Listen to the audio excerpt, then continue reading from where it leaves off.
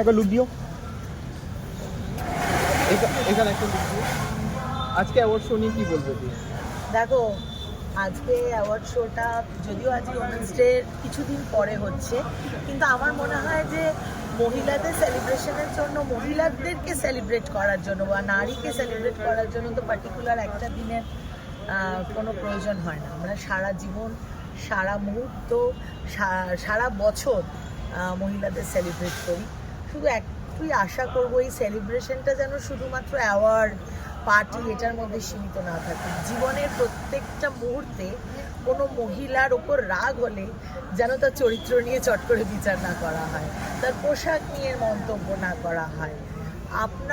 তার যে গ্রোথ আপনার চোখে খারাপ লাগতেই পারে, মনে হতেই পারে যে আপনার জীবনে সেই গ্রোথ হলো না কেন, যেটা একটা মহিলার জীবনে হতেই পারে, কিন্তু তার মানে চট করে তাকে বাজে চরিত্র শর্টকাট নিয়েছে ট্যাগ করে দেবেন না। কারণ জেনে রাখবেন, মহিলারা খুব সুন্দরী, কিন্তু সুন্দরটাকে অস্ত্র করে তারা সবসময় তাদেরও ট্যালেন্ট আছে পুরুষের মতন সমানভাবে।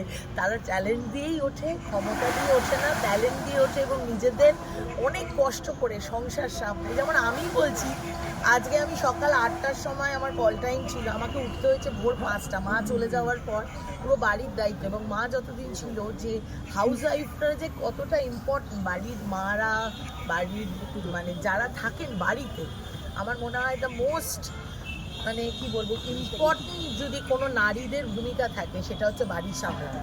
সুতরাং বড় বড় সিইও, পাইলট, ডক্টররা যেমন আমাদের সমাজে ভীষণ ইম্পর্টেন্ট, তেমনি হোম মেকাররা আর ইকুয়ালি ইম্পর্টেন্ট।